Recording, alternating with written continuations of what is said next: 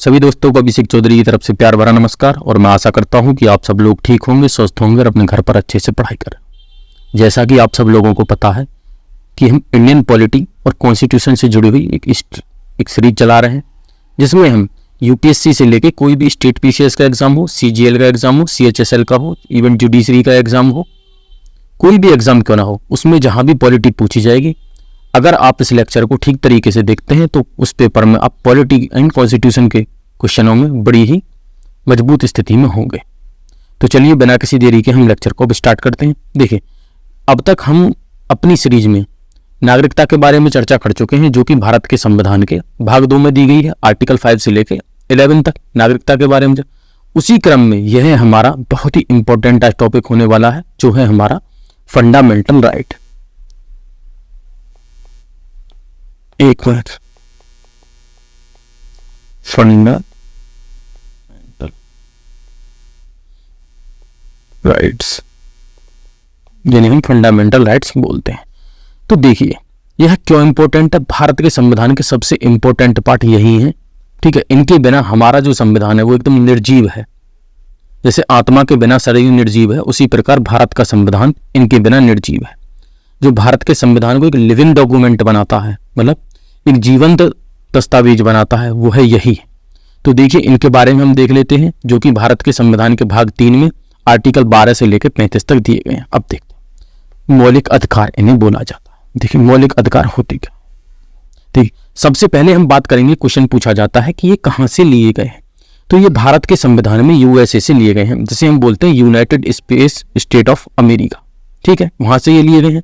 और भारत के संविधान के भाग 3 में आर्टिकल 12 से लेकर 35 तक फंडामेंटल राइट के बारे में चर्चा की गई है।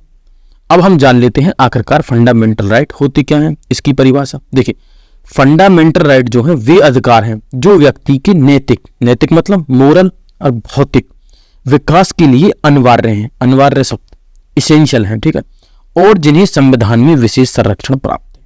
आपसे कभी पूछी जाए इसकी परिभाषा, या कभी एक फिलोसॉफिकल क्वेश्चन पूछा जाता है, तो आप इस परिभाषा को याद रखिएगा, जिससे आप आसानी से उसका आंसर कर पाएंगे, ठीक है। तो वे अधिकार हैं जो व्यक्ति के नैतिक और भौतिक विकास के लिए क्या है, जिन्हें के लिए अनिवार्य है और उन्हें भारत के संविधान में विशेष संरक्षण प्राप्त है। इसी कारण इसे भारत के संविधान का मैग्ना कार्टा कहा जाता है। ये बात आपको ध्यान रखनी है, फैक्चुअल क्वेश्चन में पूछ लिया जाता है। अब देखते हैं हम अधिकारों के बारे में। तो देखिए भारत में अधिकार, ठीक है, भारत में अधिकार के बारे में यहाँ पर बात है। एक अधिकार जिन्हें हम बोलते हैं मूल अधिकार, ठीक है, एक होते हैं हमारे संवैधानिक अधिकार, एक होते हैं कानूनी या सांविधिक अधिकार, एक होते हैं मानव अधिकार और एक होते हैं प्राकृतिक अधिकार, जिन्हें बोला जाता है, ठीक है। अब हम एक एक करके सबके बारे में यहाँ पर चर्चा कर लेते हैं, तो जिससे आपकी कंफ्यूजन खत्म हो जाएगी, ठीक है।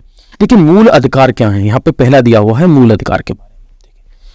देखिए मूल अधिकार वे अधिकार हैं जो भारत के संविधान के भाग 3 में पाए जाते हैं। मूल अधिकार कौन से हैं? जो भारत के संविधान के भाग 3 में पाए जाते हैं, उन्हें क्या बोलते हैं? मूल अधिकार। अब देख लेंगे, एक होते हैं हमारे संवैधानिक अधिकार, जिन्हें हम बोलते हैं कॉन्स्टिट्यूशनल राइट भी बोला जाता है। ये क्या है? देखिए यह भी भारत के संविधान में है, लेकिन भाग 3 के बाहर है, ठीक है। मान के चलिए ये भारत का संविधान है, ठीक है, ये है इसका भाग 3। भाग 3 में है फंडामेंटल राइट, और भाग 3 के जो बाहर हैं ये, ठीक है, और भी कुछ अधिकार हैं। वो कौन से? संवैधानिक अधिकार है तो संविधान में ही, लेकिन भाग 3 से बाहर है। एग्जाम्पल, आर्टिकल 300 कैपिटल ए, इसे हम बोलते हैं संपत्ति का अधिकार। पहले यह क्या था? पहले यह मूल अधिकार ही था, लेकिन बाद में इसको अलग कर दिया जाता है, ठीक है। और देखते हैं आर्टिकल 326 में है, ठीक है, 18 साल की उम्र होने के पश्चात प्रत्येक व्यक्ति का अधिकार है कि वो मतदाता सूची में अपना नाम दर्ज करवा सकता है। ये क्या है? उसका कॉन्स्टिट्यूशनल राइट है, ना कि फंडामेंटल राइट है।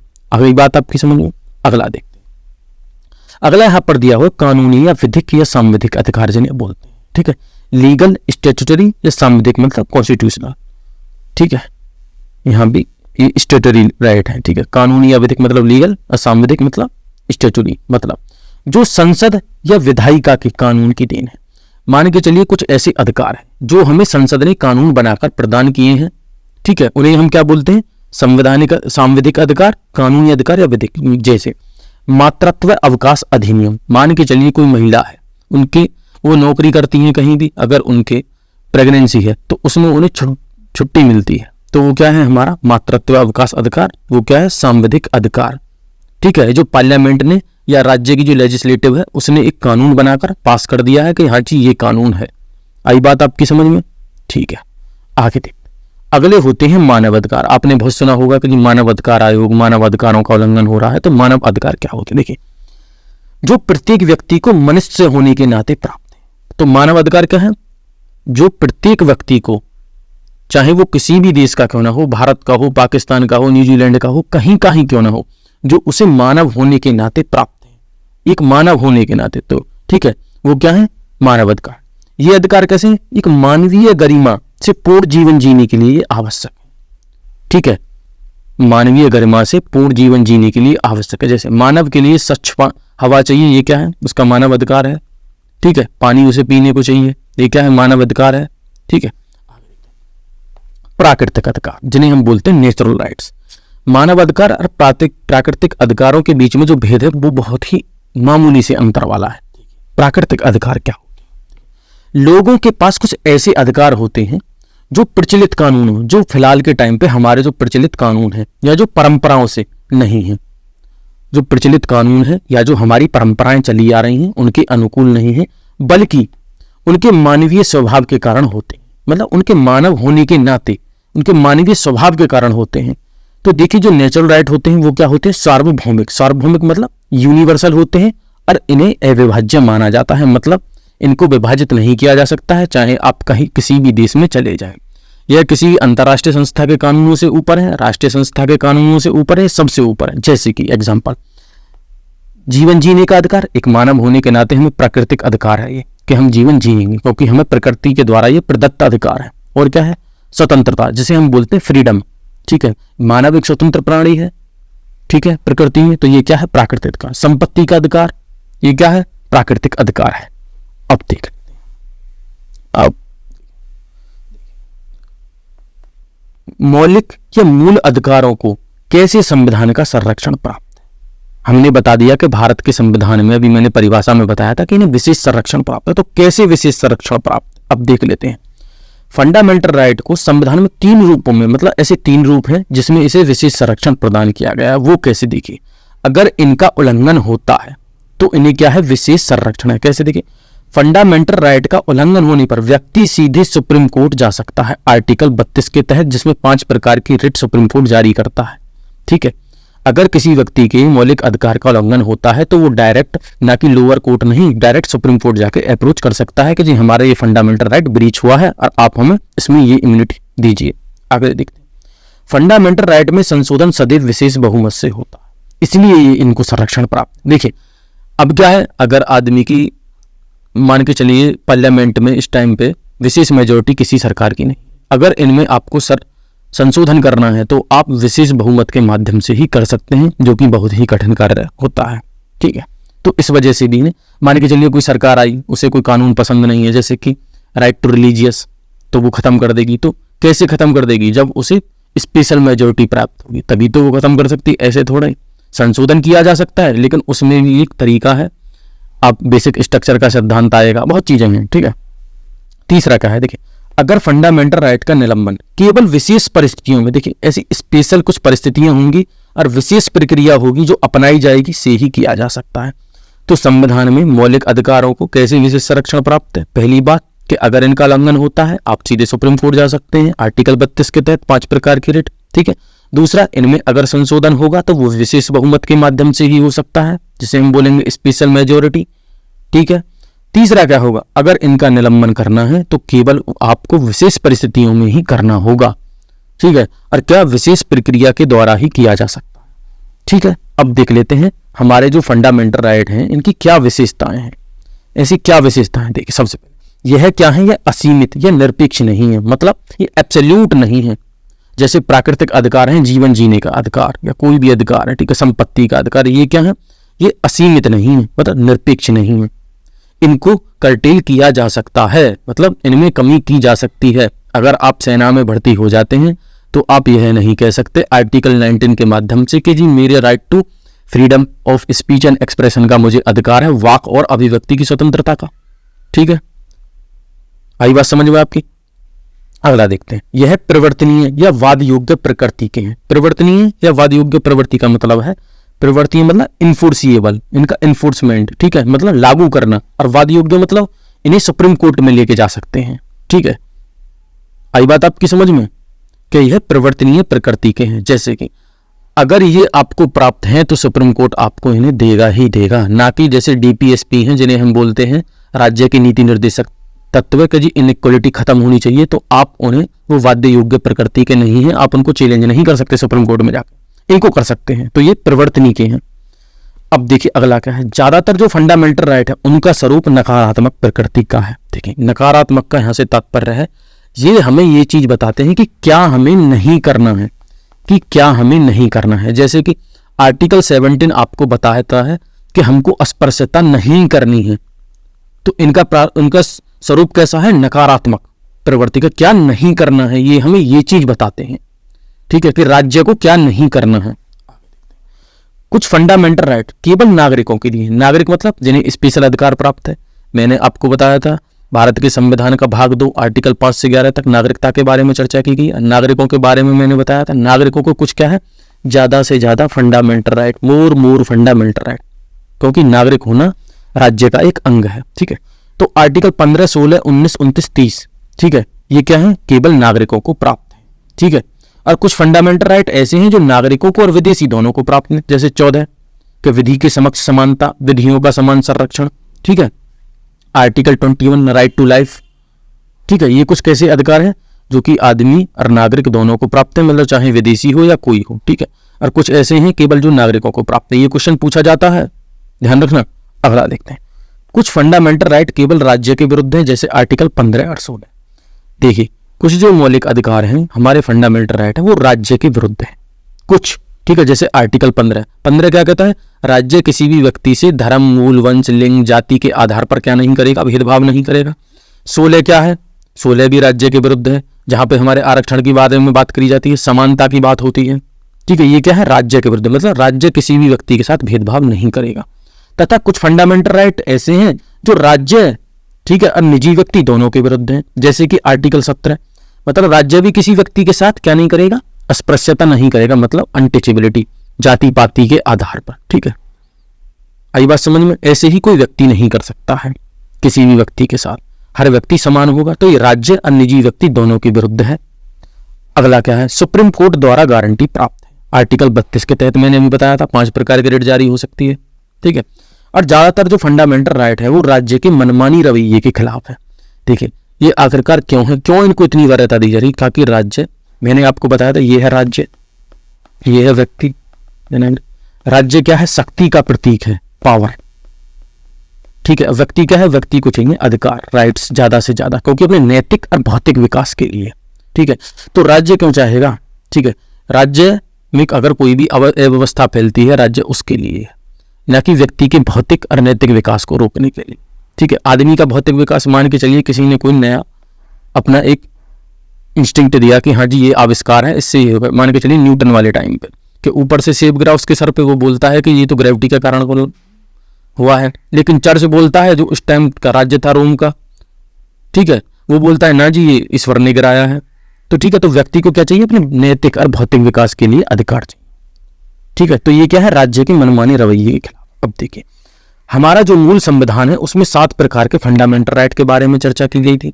एक फंडामेंटल राइट को खत्म करके, ठीक है, जो कि संपत्ति का अधिकार था, उसे कहां पर 300 में घेर दिया जाता है। मगर वर्तमान में भारत के संविधान में 6 प्रकार के क्या है, मूलभूत अधिकार है। अब देखिए ये कौन से, एक यहां पर मैंने मेमोनिक बनाया है, इसको आप ध्यान रखिएगा। E for equality, F for freedom, E for exploitation, R for religion, C for culture, C for constitutional. EFERCC, EFERCC 3-4 बार बोलेंगे तो आपको ये ध्यान हो जाएगा। E फॉर इक्वालिटी, जो इक्वालिटी मतलब समानता का अधिकार। ठीक है, F फॉर फ्रीडम, स्वतंत्रता। E फॉर एक्सप्लोटेशन, एक्सप्लोटेशन मतलब शोषण। ठीक है, R for religion, C for culture मतलब संस्कृति, और C फॉर कॉन्स्टिट्यूशनल रेमेडी, जिन्हें हम बोलते हैं संवैधानिक उपचारों का अधिकार, जो कि आर्टिकल 32 के तहत हमको प्राप्त है। अब हम इसमें देख लेते हैं। सबसे पहला जो है समानता के अधिकार के बारे में बात की गई है। ये पूछ लिया जाता है इनकी क्रोनोलॉजी के, सबसे पहले जी क्या दिया हुआ है, तो क्या है, समानता का अधिकार। समानता के अधिकार में जिसे हम बोलते हैं इंग्लिश में राइट टू इक्वेलिटी, जिसमें हमारे आर्टिकल 14 से लेकर 18 तक के अधिकार आते हैं। 14, 15, 16, 17, 18। उसके बाद आता है हमारा स्वतंत्रता का अधिकार, राइट टू फ्रीडम, जिसमें हमारे आर्टिकल 19 से लेकर 22 तक के अधिकार दिए गए हैं। अगला है शोषण के विरुद्ध अधिकार के बारे में बात करी गई है, राइट अगेंस्ट एक्सप्लॉयटेशन, जो आर्टिकल 23 और 24 में इसके बारे में चर्चा है। अगला है हमारा धार्मिक स्वतंत्रता का अधिकार, right to freedom of religion, ठीक है, जो कि आर्टिकल 25 से लेकर 28 तक इसके बारे में चर्चा की गई है। और अगला है हमारा शैक्षिक व सांस्कृतिक अधिकार, जिसे हम बोलते हैं कल्चरल और एजुकेशनल राइट, जो कि आर्टिकल 29, 30 में दिया गया है। 32 को ओमिटेड कर दिया गया है, जो कि आर्टिकल 300 में पहुंचा दिया है, ठीक है। अगला है छठा, संवैधानिक उपचारों का अधिकार, राइट टू कॉन्स्टिट्यूशनल रेमेडीज, जो कि आर्टिकल 32 के तहत 5 प्रकार के रिट सुप्रीम कोर्ट जारी कर सकता है, ठीक है। तो भारत के मूल संविधान में 7 मौलिक अधिकार थे, लेकिन वर्तमान स्थिति में आज 6 मौलिक अधिकार दिए गए हैं, जो मैंने यहाँ पर आपको बता दिए हैं। अब हम एक एक के बारे में डिटेल में चर्चा करेंगे नीचे चल के, तो थोड़ा सा और देखते हैं। देखिए, 44वां संविधान संशोधन होता है 1978 में, जिसके द्वारा जो संपत्ति का अधिकार था हमारा आर्टिकल 31 में, इसको फंडामेंटल राइट से निकालकर भाग 12 में अब आर्टिकल 300 कैपिटल ए में विधिक अधिकार, विधिक मतलब मैंने अभी आपको बताया था कानूनी अधिकार, क्योंकि संसद ने वो कानून बनाकर या सांविधिक अधिकार के रूप में डाल दिया है, ठीक है। तो आपसे पूछा जा सकता है कि जी संविधान जो संपत्ति का अधिकार है उसको कौन से संविधान संशोधन के माध्यम से क्या बना दिया गया, विधिक अधिकार बना दिया गया संपत्ति के अधिकार को। तो कौन सा है, 44वां संविधान संशोधन, जो कि 1978 में होता है, जिससे हमारा जो ये फंडामेंटल राइट था संपत्ति का अधिकार, इसको यहां से निकालकर कहां पर भाग 12 में आर्टिकल 300 कैपिटल ए में विधिक अधिकार के रूप में डाल दिया गया है। अब आगे देखते हैं। देखिए, 86वां संविधान संशोधन होता है सन 2000 में, जिसके द्वारा ये जो शिक्षा का अधिकार है, जो कि 6 से 14 वर्ष तक की आयु के बच्चों में, ठीक है, आर्टिकल 21A के नाम से जोड़ दिया गया है, ठीक है। आर्टिकल 21A में जोड़ दिया गया है मूल अधिकार के रूप में। अब हम देख लेते हैं आर्टिकल 12 क्या कहता है। अब यहां से आर्टिकल आपके स्टार्ट हो जाते हैं, ठीक है। देखिए 12 क्या कहता है, 12 बताता है सिंपल सी हमें राज्य की परिभाषा। मैंने आपको अभी तक बताया था कि ये राज्य के 4 अंग होते हैं, सॉवरेनिटी होती है राज्य में, ठीक है, जिसे हम संप्रभुता बोलते हैं। एक पॉपुलेशन होगी, ठीक है, पॉपुलेशन मतलब राज्य के नागरिक होंगे, ठीक है। एक सरकार होगी, ठीक है, और एक सीमा क्षेत्र होगा। ये सब चीजें मैंने आपको बताई थी। अब हम देख लेते हैं आर्टिकल 12। आर्टिकल 12 में मतलब राज्य की परिभाषा, स्टेट क्या है, ठीक है, मतलब राज्य में क्या क्या सम्मिलित है, ये बात यहाँ पे पूछी गई है। आर्टिकल 12 अगर आपसे पूछा जाता है तो क्या बताता है, राज्य की परिभाषा। राज्य मतलब भारत देश की परिभाषा बताता है कि राज्य क्या होगा, मतलब एक सरकारी तंत्र से। तो देखिए यहाँ राज्य क्या है, इसमें दिया हुआ है यहाँ राज्य की परिभाषा से तात्पर्य क्या है, संपूर्ण सरकारी तंत्र, मतलब जिसमें चपरासी से लेकर राष्ट्रपति तक शामिल है। कहाँ, चपरासी से लेकर प्रेसिडेंट तक शामिल है, ये क्या है, राज्य।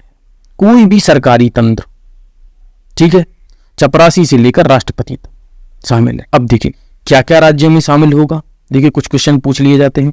तो संघ की संसद मतलब जो सेंट्रल गवर्नमेंट है हमारी इस टाइम पे, जैसे हम भारत में कि वर्तमान स्थिति में जो लोकसभा है और राज्यसभा है, ठीक है, वो क्या है, संघ की संसद, ठीक है, वो और सरकार। जैसे वर्तमान में नरेंद्र मोदी जी का कैबिनेट मंत्रिमंडल है, वो क्या है, राज्य। प्रांत का विधानमंडल, ऐसे ही प्रांत की सरकार और प्रांत का विधानमंडल, ठीक है, प्रांत मतलब राज्य। स्थानीय संस्थाएं, एग्जाम्पल जिन्हें हम नगर पालिका बोलते हैं, नगर पंचायत, जिला बोर्ड जो होते हैं, ये क्या है हमारी, ये भी क्या है, सरकार है, ये क्या है, राज्य हैं, ठीक है। राज्य की सत्ता या शक्ति का प्रयोग करने वाला हर कोई भी व्यक्ति और संस्था, मतलब राज्य की शक्ति का अगर कोई व्यक्ति या संस्था उसका यूज करती है तो वो भी क्या है, राज्य। मतलब IAS भी क्या है, राज्य है, ठीक है। एक हमारा इंडियन ऑयल कॉर्पोरेशन जो भारत सरकार का क्या है, नवरत्न कंपनियां होती हैं, जैसे कि भारत सरकार के PSU हैं, उन्हें वो भी क्या है, राज्य। एक चीज अब यहाँ पर ध्यान रखिएगा, ऑप्शन में आपको घुमाने के लिए दिया जाता है, ठीक है, यहाँ पर मैंने नोट लगा दिया हुआ है, ठीक है। जो न्यायपालिका है हमारी, जो भारत की जो जुडिशरी है, ठीक है, वो क्या है, सरकार का अंग नहीं है। क्या है, न्यायपालिका सरकार नहीं है, क्योंकि अभी स्टार्टिंग में ही मैं आपको एक चीज पढ़ाऊंगा, सेपरेशन ऑफ पावर, ठीक है, जहां पर आपकी कार्यपालिका, न्यायपालिका और विधायिका ये तीनों होंगी। इनमें क्या है, चेक एंड बैलेंस है, शक्ति का संतुलन। अब देख, अब आर्टिकल 13 के बारे में यहां पर बात की गई है। आर्टिकल 13 क्या कहता है? आर्टिकल 13 कहता है, देखिए सीधी सी बात आप समझिएगा, मूल अधिकारों से असंगत, मतलब मूल अधिकार जो है हमारे फंडामेंटल राइट, अगर उनसे अलग असंगत कोई भी कानून है, मतलब जो विधियां हैं वो क्या होंगी? अमान्य होंगी। आर्टिकल 13 बहुत बड़ा है, अगर आप इसे किसी और कंपटीशन के लिहाज से देखेंगे, लेकिन आपको यहाँ पर वनडे एग्जाम के माध्यम से इतना ही जानना है कि मूल अधिकारों से अगर कोई भी कानून अलग है तो वो क्या होगा? अमान्य होगा। अब देखिए इसमें क्या होता है, देखिए संसद कोई भी ऐसा कानून नहीं बना सकती है जो मूल अधिकारों को कम करता हो या समाप्त करता हो। अब बात आपकी समझ में आ गई, कितनी ही सरकार बन जाए फुल मेजॉरिटी में, लेकिन क्या नहीं कर सकती? मूल अधिकारों से कोई भी असंगत कानून वो नहीं बना सकती है। आई बात आपकी समझ में? तो मूल अधिकारों से जो यहाँ पर मैंने शब्द यूज किया है, असंगत विधियां अमान्य होंगी। मान के चलिए सरकार ने कोई कानून बनाया, उसमें दो पार्ट है, एक ये एक और ये तो पार्ट 1 मूल अधिकारों के सम्मत है, अब लेकिन पार्ट जो है ये है मूल 2, इसमें जो शब्द है अगला वो मूल अधिकारों से असंगत है।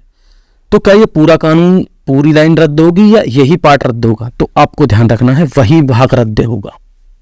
ठीक है, वही भाग रद्द होगा। यहाँ एक सिद्धांत पढ़ा जाता है, ठीक है, सोलर एक्लिप्स का, वो आपके यहाँ पर यूज नहीं होता है, तो आप फिलहाल इतना ही जानिएगा। अगला देखते हैं आर्टिकल 13 में, ठीक है, को न्यायालय का सजग प्रहरी। आपसे पूछा जाएगा भारत के संविधान की किस आर्टिकल को न्यायालय का सजग प्रहरी कहा जाता है? जो हमारी जुडिशरी है उसका सजग प्रहरी, मतलब जो जैसे पहरेदार होता है, तो ऐसे ही न्यायालय क्या है? पहरेदार है। आर्टिकल 30 के माध्यम से इसे सजग प्रहरी भी कहा गया है, क्योंकि यही इस चीज की देखभाल करता है। आगे हम देख लेते हैं फंडामेंटल राइट में संशोधन किया जा सकता है या नहीं। अब यहाँ पर ये क्वेश्चन आपका बहुत ही यक्ष क्वेश्चन है जो कि पूछा। तो यहाँ पर देखिए सुप्रीम कोर्ट में ऐसे कई केस जाते हैं जिनमें फंडामेंटल राइट में संशोधन या ना संशोधन की बात चलती है। देखिए पहला जाता है शंकरी प्रसाद बनाम भारत संघ 1951 में। यहाँ पर भारत का सुप्रीम कोर्ट बोलता है कि जो हमारे फंडामेंटल राइट हैं जी उनमें संशोधन किया जा सकता है। भाई संशोधन, अभी तो आप बोल रहे थे आर्टिकल कि जी इनमें संशोधन करना बहुत ही टेढ़ी बात है, इनको नहीं बदला जा सकता। आप कह रहे हैं कि जी इनमें संशोधन हो सकता है, ठीक है, क्योंकि उस टाइम पे जो सरकार थी वो हमारे भारत के जो उस टाइम के सुप्रीम लीडर थे उसके थोड़ी, ये अलग की बात है, थोड़ी दबाव में थी, तो इस वजह से उस टाइम पे जुडिशरी इतनी इंडिपेंडेंट टाइप की तो खैर रही है हमारी, पर थोड़ा सा प्रभाव था, ठीक है। उसके बाद एक मामला होता है सज्जन सिंह बनाम राजस्थान राज्य का 1965 में। उसमें भी हमारी जुडिशरी जो है सुप्रीम कोर्ट कहती है कि हाँ जी इनमें संशोधन किया जा सकता है 1965, क्योंकि नेहरू जी अभी तक जिंदे हैं, 1962 में वो खत्म हो जाएंगे, ठीक है, चाइना वॉर के बाद। देखिए अगला केस आता है गोलखनाथ बनाम पंजाब राज्य का 1967। यहाँ पर क्या कहा जाता है? नहीं जी आप संशोधन नहीं कर सकते हो, और यहाँ पर एक चीज लागू कर दी जाती है, भविष्य लक्ष्य अध्यारोपण का सिद्धांत, मतलब प्रोस्पेक्टिव ओवर रूलिंग का यहाँ पर सिद्धांत लागू किया गया, ठीक है। भविष्य लक्ष्य अध्यारोपण का सिद्धांत यहाँ पर लागू कर दिया जाता है। 1967 में कह दिया जाता है नहीं जी आप इसमें संशोधन नहीं कर सकते हैं, ठीक है। अब देखिए 24वां संविधान संशोधन होता है, उसमें कह दिया जाता है कि हाँ जी संशोधन कर सकते हैं। अब बहुत ही इंडिया का जो मेजर लैंडमार्क इवेंट आता है, जो यह डिसीजन है केशवानंद भारती बनाम केरल राज्य का 1973 में। इसमें कहा जाता है हाँ जी आप मौलिक अधिकारों में संशोधन कर सकते हैं, लेकिन बेसिक स्ट्रक्चर को छोड़कर। यहाँ पर एक मूलभूत सिद्धांत दिया जाता है जिसे हम बोलते हैं बेसिक स्ट्रक्चर का सिद्धांत, कि संशोधन तो आप मौलिक अधिकारों में कर सकते हैं फंडामेंटल राइट में, लेकिन बेसिक स्ट्रक्चर को छोड़कर। ऐसे कुछ पार्ट्स बताए गए कि ये जी भारतीय संविधान के बेसिक स्ट्रक्चर का पार्ट है। जैसे हमारा देश क्या है, हम क्या है डेमोक्रेसी, तो डेमोक्रेसी क्या है बेसिक स्ट्रक्चर का पार्ट है, तो भारत को आप क्या नहीं बना सकते। जैसे यहाँ पर दिया हुआ पंथ निरपेक्षता, पंथ निरपेक्ष क्या है हमारा एक बेसिक स्ट्रक्चर का पार्ट है। आप इसको कोई हिंदू राष्ट्र या मुस्लिम राष्ट्र या क्रिश्चियन राष्ट्र कोई भी घोषित नहीं कर सकते हैं, ठीक है, आई बात समझ में। तो बेसिक स्ट्रक्चर को छोड़कर अगला होता है इसके बाद Minerva mills case versus union of India. इसमें 1980 में कहा जाता है हाँ जी संशोधन किया जा सकता है, ठीक है। अब देखते हैं अगला जो हमारा पार्ट है, इसमें हम बात करेंगे किसके बारे में, हमारे आर्टिकल के बारे में जो 14 से लेके हमारे अब स्टार्ट होने वाले हैं समानता के अधिकार से लेके। तो ये हम अगले लेक्चर में करेंगे, तो आप इसको ध्यानपूर्वक देखिए और इसके नोट्स बनाइए और अपने दोस्तों के साथ भी इसे साझा करिए जो भी किसी कंपटीशन की तैयारी कर रहे हैं। धन्यवाद।